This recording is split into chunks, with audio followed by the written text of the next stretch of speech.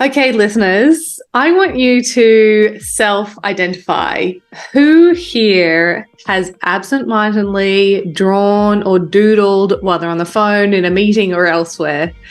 Well, if you raise your hand just then you're going to find today's chat really interesting because all of that doodling was not in vain. Hello and welcome to Creativity Uncovered. My name is Abby Gatling and I am on a journey to uncover how everyday people find inspiration, get inventive, and open their imagination. Basically, I want to know how people use creative solutions at home, work, play, and everything in between. And my goal for this podcast is that by the end of it, you'll be armed with a whole suite of tried and tested ways to summon creativity the next time that you need it. Today, I'm very excited to be speaking with Ashton Rodenhiser, who is a professional doodler, and she believes that drawing can actually be used as a thinking and a learning tool. So keen to find out more. So welcome, Ashton. Hey, Abby, I'm so happy to be here. I'm so looking forward to our chat today. Yes, and thanks so much for joining me all the way from Canada. It is your nighttime. That's commitment to the cause. Thank you. That's commitment to all things creative. Yes. That's what we love. That's what we love. So I'm so intrigued. You are a professional doodler. What is that? Where did this come from?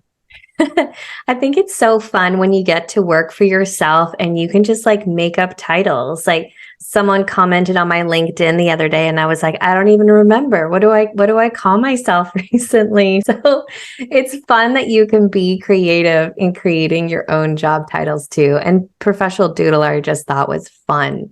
And definitely one of those things you're like, what the heck is that all about?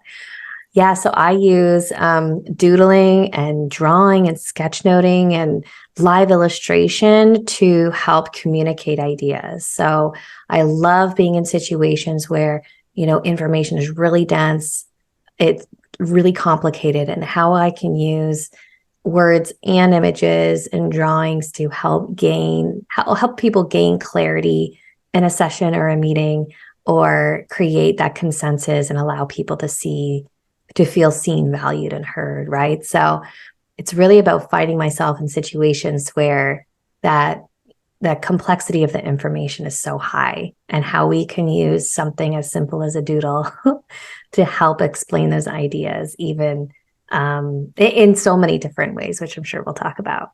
Yeah. Yes. I mean, this is so interesting to me because I'm such a visual person. I find myself doing diagrams when I'm explaining things. And even the other day, I was doing some business planning, and we were saying we're going to repeat this thing. And I had drawn the copy symbol. And there was everyone else in the group was like, what are you doing? I'm like, that's a copy symbol. Don't you know the copy symbol? So this is so interesting to me. But how did this come about? That, I mean, we all know about infographics and things like that, but actually doodling it, how does that work? Yeah, so I actually learned that this thing existed as a way of working as a facilitator. So as a facilitator, you find yourself in meetings and sessions, and you're helping people move through complexity, very similar. But you're doing it by asking questions. Sometimes you have to call out the elephant in the room, right? Sometimes you're in conversations that people are unhappy to be there, right? You're not necessarily a mediator, though you can find yourself in sometimes those situations, but it's about helping people move through to get to a goal or a decision, and being the person at the front of the room where you're not the teacher, but you're helping manage everybody, making sure everybody feels heard, and reflecting back what you're hearing people say and helping make connections. But you're doing that all in words, right? So a few years into it, a friend of mine had introduced me into just a one-day local workshop about graphic facilitation. I had never seen it in my life, but I think secretly I'd always wanted to be an artist, but I didn't think that was ever a logical path for me. there was just such a negative rhetoric in my family and my community about those quote unquote kids who go to art school and have no jobs when they leave. You can't make money being an artist. Like, this isn't new probably to any of your listeners, right? So I didn't even follow that path. But when I heard this graphic facilitation, I thought, oh, this is so interesting because I really love helping people come to their own ideas and facilitate things. And like I said, you're not a teacher, so you're not imparting wisdom. You're hearing wisdom and feeding it back to people in a way that they can kind of learn from themselves. So this graphic, this sort of visual was like, ooh, this is kind of intriguing in the facilitation world. And I took that one-day workshop and I was totally hooked. I was like, this is so fascinating. So you can work with groups of people to help them get to a goal by not just doing it in words, but now you can do it in pictures. And I was actually facilitating a group at the time with young adults talking about pluralism and about how we can kind of go beyond tolerating people and really like genuinely, authentically like get to know people and respect people, even when they have a different background from us.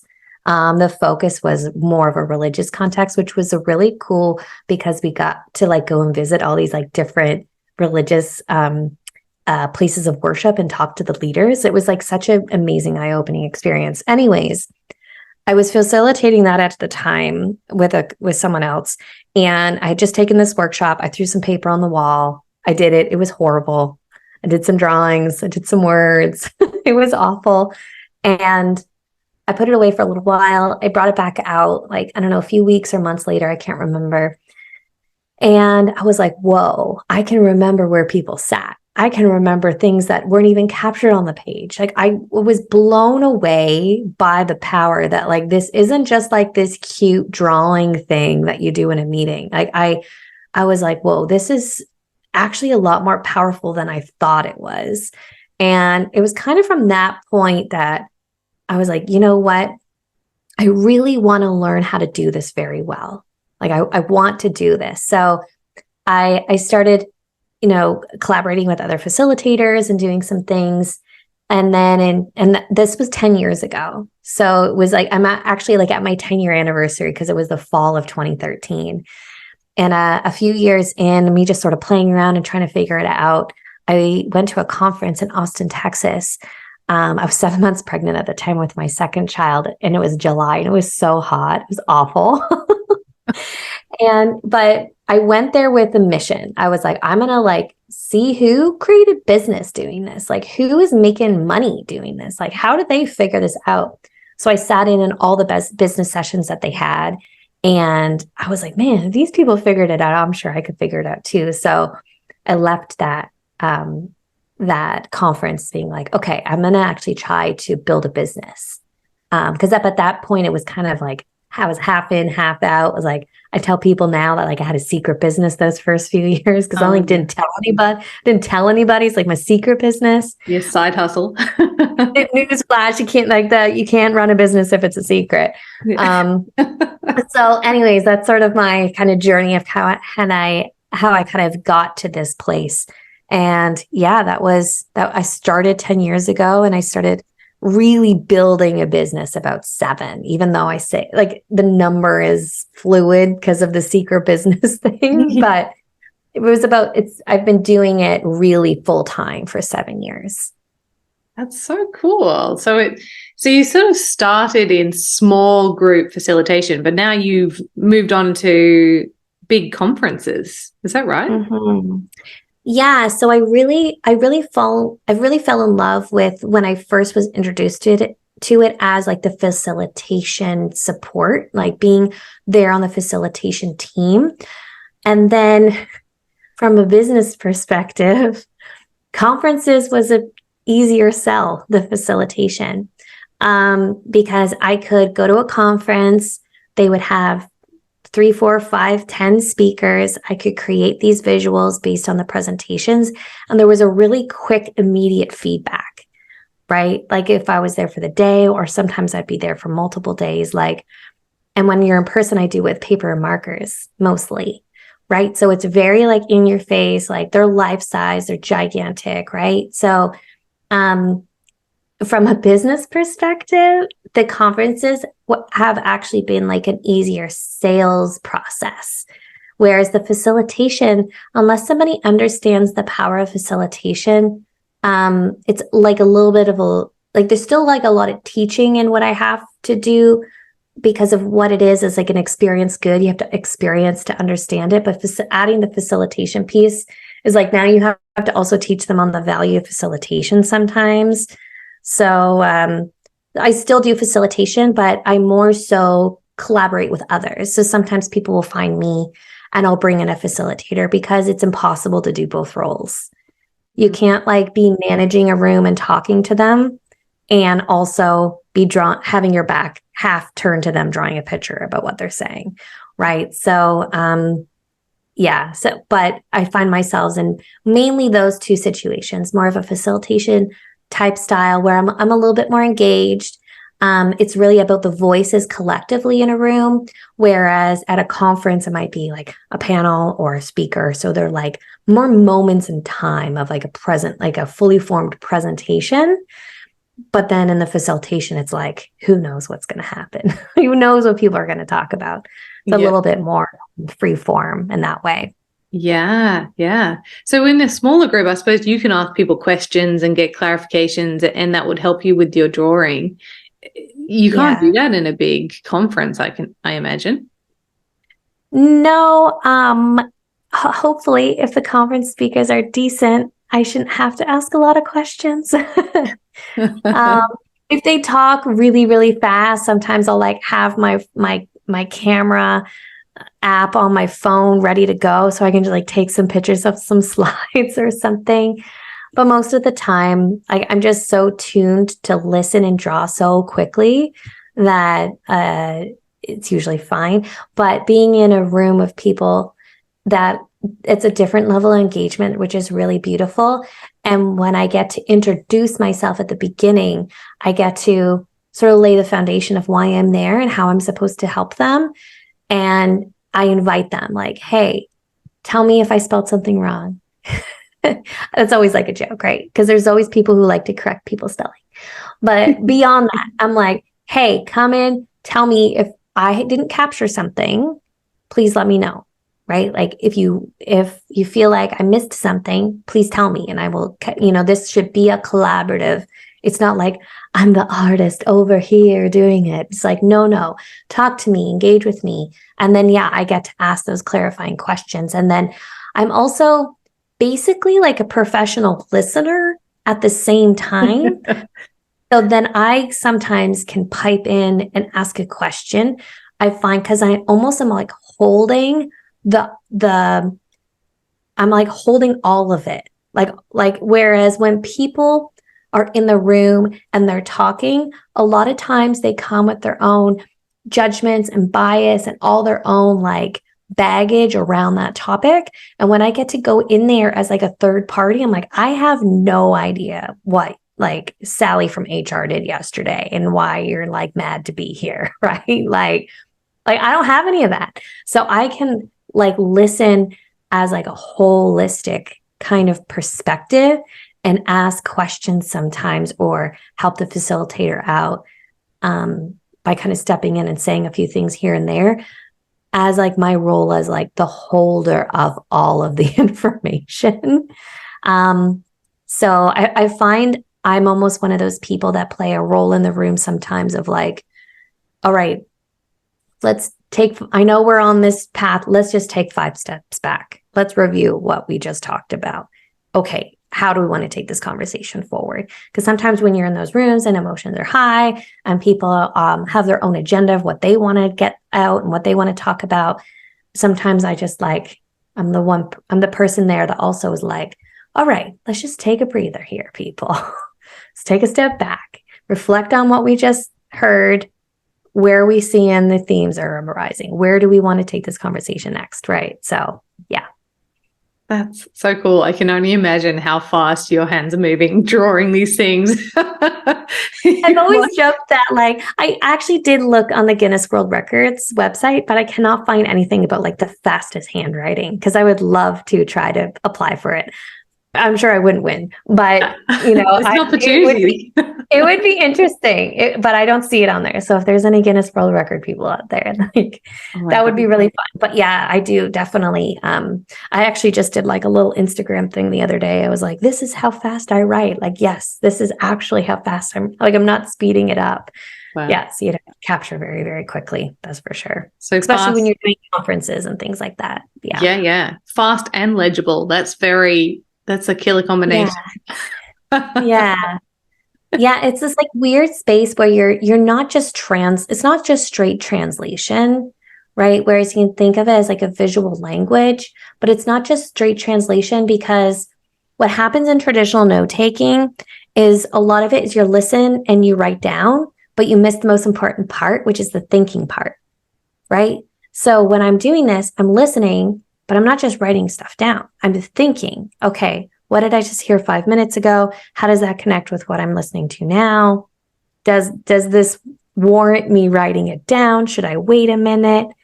You know what I mean? So I love that. I think that's like almost like the unsung hero is like the stuff that you don't see. Because you see what I'm drawing, but what you're not seeing is the thinking and all of I call it making sense. The making sense that's happening in your brain. Of like, how do these ideas connect together? What makes sense here, right? So that's what you don't see, but what people do see is the drawing part, right? So it's kind of goes beyond just like, some people use the word scribe to say like, oh, I'm a visual scribe. And I've never really referred to myself as that, because when I think of a scribe, I feel like it's missing that thinking part.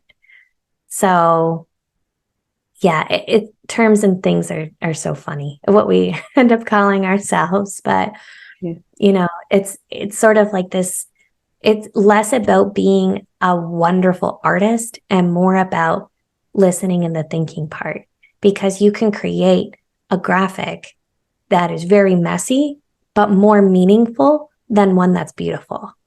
You know what I mean? So if you're like a professional artist or you're a trained artist, but you don't have any of the listening and the thinking down, then it's a pretty picture, but it might not mean anything to the people in the room, or, when you're doing this for yourself. You know what I mean?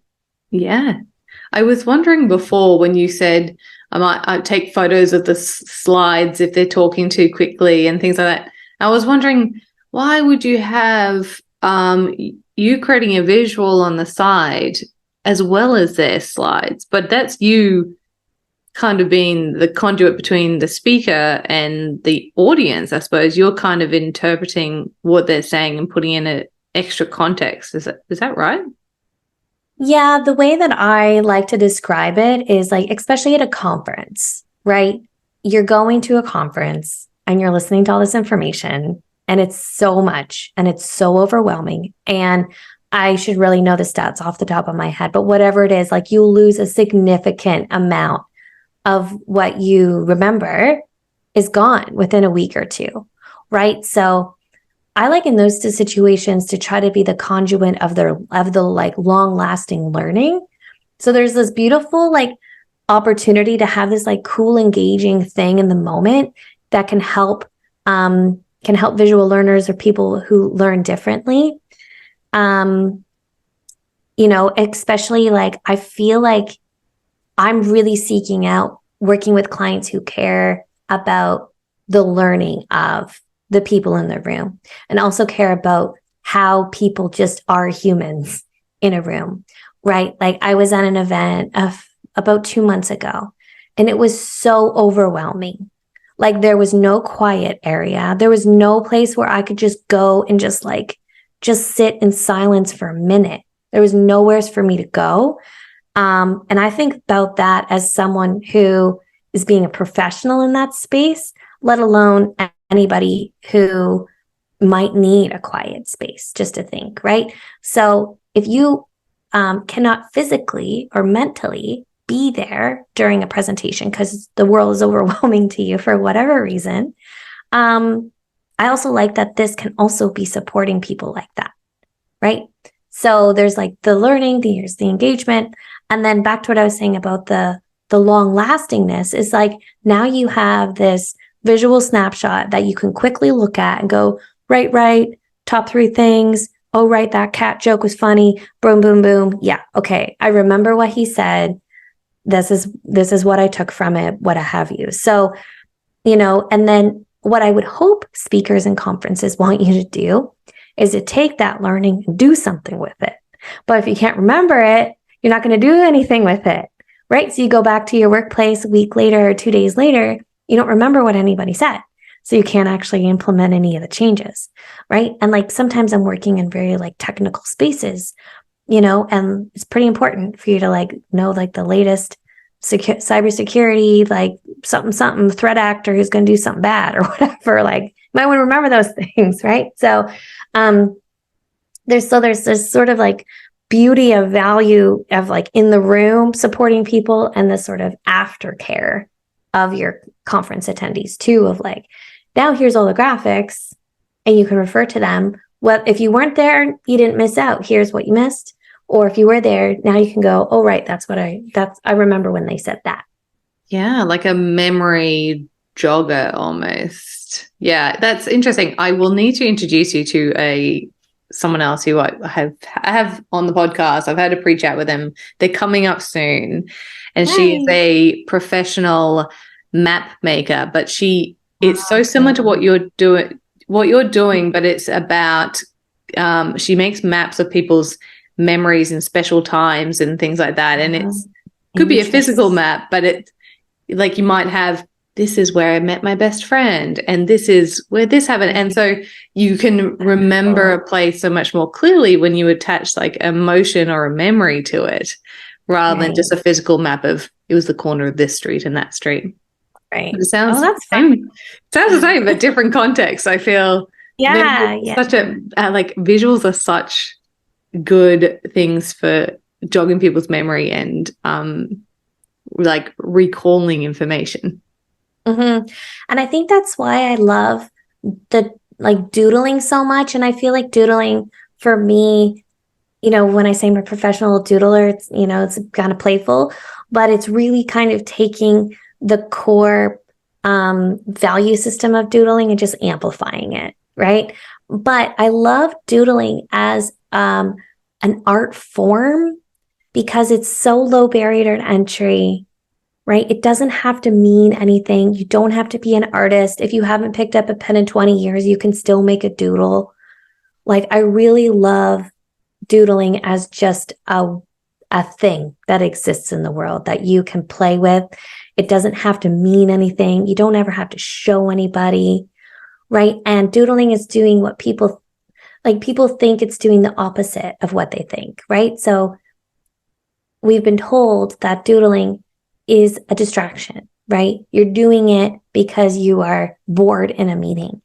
But the science shows that it's actually doing the opposite. It's helping you stay focused, right? Whereas like a lot of us are actually very tactile learners, right? But if you're sitting in a meeting, where can you be tactile, right? Where can you, I guess like kinesthetic learners too, right? Like, you need to be moving. I think that's why like the fidget spinners, I believe, my opinion. That's why those like fidget spinners and those like the little toys have been so popular over the last number of years because it's a very like non-threatening. You can just like spin a thing. It's like not hurting anybody, right? But it gives something for kids and people to do, right, with their hands while they're also listening to something, right? So, doodling can help you remember up to 29% more information, just doodling, right, in a meeting, right? So the way that I like to look at my work is just like a step above that, right? If you're doodling anyways, just make those doodles work for you a little bit, like include the information in them or doodle something of what you're hearing, right? They told a funny cat story, so you drew a little cat. And when you look at that doodle later, you might remember part of their story, right? So I like to, when I'm teaching people how to do this too, is like, it's not about being an artist. It's not even really knowing how to draw anything in the beginning. It's just getting yourself used to and going back to the doodling that you used to do and just like small little tweaks, like the first thing that I teach people to draw is a line, right? Just a line. And then turn that line into an arrow, then turn that line into a square, and then turn the line into a circle. and then all the different use cases for those little like drawing elements, right? So it's not like we're necessarily looking in the beginning when you're learning it too, is like creating all these like wonderful pieces of artwork, right? So, and I've really been trying to show people some of my early stuff from like 10 years ago when I didn't really draw a whole lot. I was very creative, but didn't draw a whole lot. So my drawings weren't great. They're pretty awful, right? So, you know, I like it when I can kind of show that progression of my sort of 10-year journey. It's like people can't compare, oh, what I can create 10 years in is like, oh, well, if I can't draw that, I might as well not even try. And that's not the case. So it's really about those little building blocks and those little stepping stones, and using the doodling as this like beautiful, non-threatening, low barrier to entry, you know, pretty safe space to jump off of. Yeah, I love that. It's a non-threatening art form. that I mean, I definitely remember getting in trouble at school for doodling, and perhaps it was part of me trying to recall and understand what was actually happening in the class. So so you think that anyone should be able to doodle, and this might enhance their understanding, or, you know, at work, or how do you think that people could apply this in their everyday life? Yeah, well, I usually like to describe it, you know, it's very useful when complexity is so high, right? Like I started the conversation off talking about a lot of complexity. So often we'll find ourselves, and, you know, you might not even think that about it, and you might brush it off as, you know, you're at a restaurant and you grab a napkin, you ask someone for a pen, you make a little scratch, trying to explain a concept to somebody, right? Like that is the power of a doodle. And so I find like doodling just as like something to kind of help keep your hands busy while you're learning something is fine. But also can be leveraged leveraged in situations where that complexity is high and you're trying to understand something for yourself. And sometimes words aren't always going to do it. Right. And you don't need like a fancy like visual program to create something to try to get those ideas out of your head. And sometimes you just need like a few little scratches on a piece of paper and a few words, and you're like trying to gain clarity for yourself or explain something to somebody else. So that could be, you know, something that you're trying to figure out for yourself, or in a situation in like a workplace where you're, you know, faced with a situation where you're trying to gain understanding or clarity or explain something to somebody. So, you know, the situations are kind of endless in how you could use it. It's just kind of adding it into like sort of something that you can do as like, hey, I need to explain something. I'm going to doodle this out. And this is going to help me explain it to you, or me be able to understand for myself. So, yeah. I think even just like capturing the moment, you were talking about complexity, and my mind instantly went to, my gosh, we've got so many things going on in our lives. There's in Australia interest rates rising, and there's just so much stuff going on politically and everything like that. Even just kind of doodling down what is on your mind. You don't have necessarily have to write a list like, this is worrying me, this is worrying me. You can just draw things and just get it off your brain. I can imagine that would be something useful for me to do just as a release. Yeah. Like when we do this, we take words and pictures the way that I do it professionally. When we do it for ourselves, the common term is sketchnoting. So, or visual note taking, you could call it either thing. But like I know people in the sketchnoting community that's their primary use as like a self-care meditative thing, right? For themselves, right? So there's so many different ways to be able to kind of use this for yourself to, you know, I love how it can help people learn. And that's sort of like my the hill I'll die on is about like the learning, because I feel like we've just done people such a great disservice by taking something as simple as a drawing out of the hands of students as they get older. And then that and then we get into adulthood, into the workplace, and we don't leverage something that could really help us learn and engage with information. So I still really, really love that aspect of it, but it can be used in so many different ways, like the self-care, for example. Yeah. I mean, we see a lot of the mindfulness coloring books and things like that. It's kind of like that, but you don't even need the book. You just need a pen and paper. Yeah, exactly. Yeah, and I love that part about it too, like doodling being so like such a non-threatening art form, but then like you don't need anything fancy. Like everyone's got something to draw with and a piece of paper lying around, right? Yeah. Yeah. It doesn't require anything fancy. And I always find one of the first questions people always tend to ask me when they're learning how to sketch note or do visual note taking are the materials. And I'm like, don't worry about the materials. Don't worry about it. Don't worry about what digital program I use. Don't worry about it. Just pick up whatever you have, because I find, I think sometimes we think, oh, well, we need to have the good pens or we need to have the good stuff. And I'm like, no. I started with, office supply store $10 pack of markers, and that lasted me like a year or more. And I was doing it for other people, right?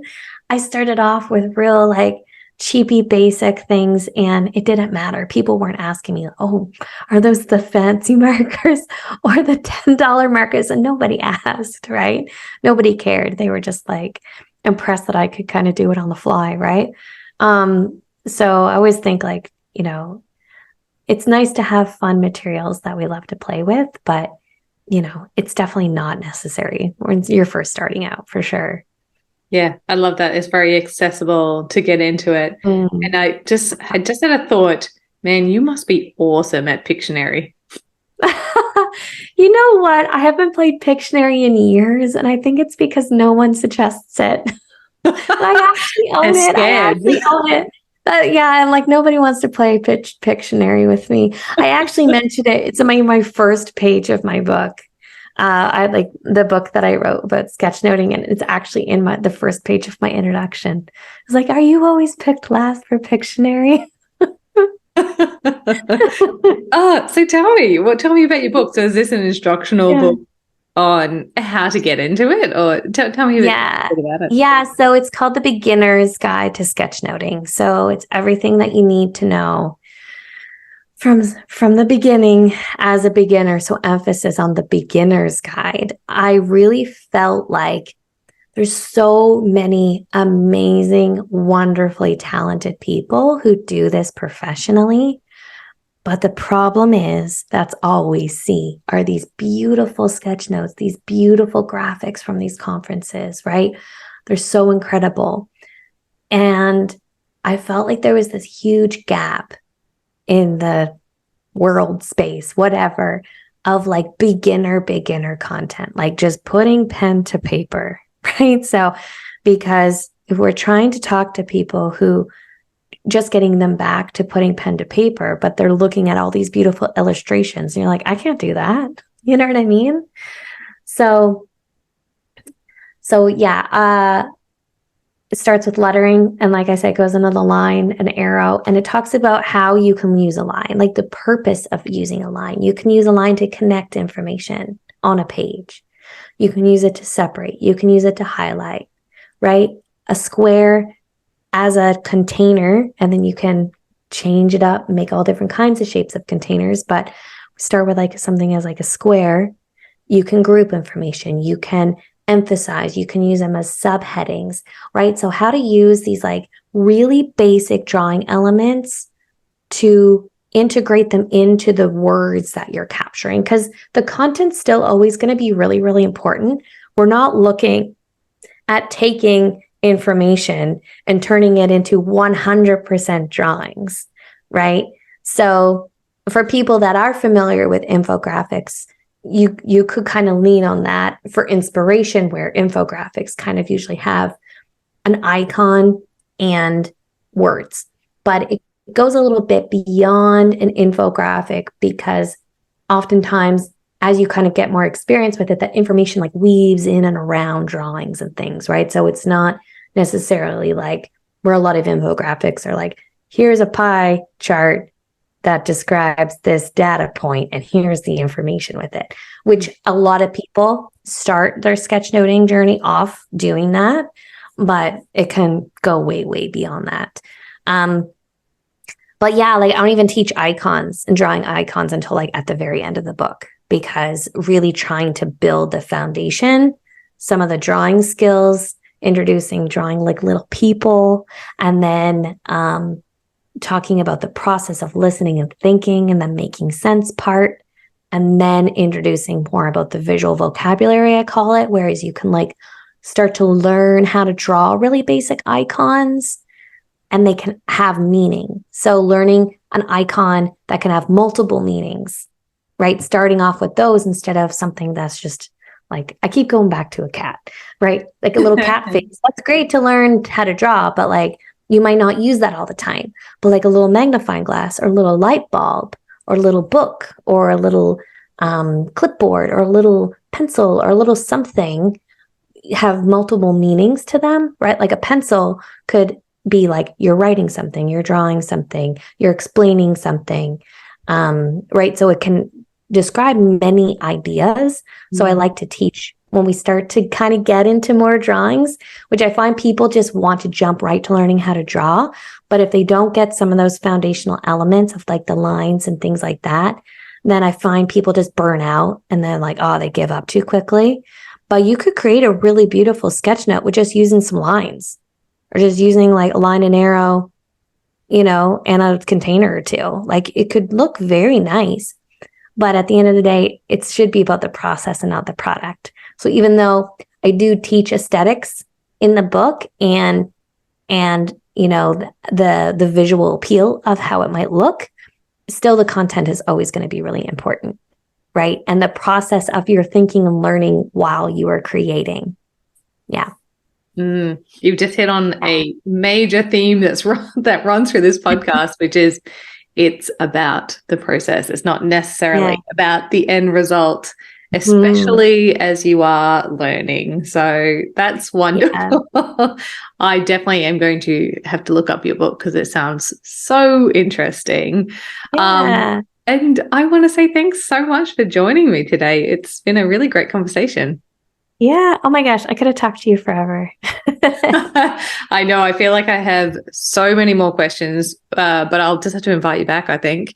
There you go. There you go. And I also want to say thank you to everyone who's tuned in today to Creativity Uncovered. I really hope this episode has inspired you to pick up a pen and start doodling. And as always, I hope that this topic helps you summon creativity the next time that you need it.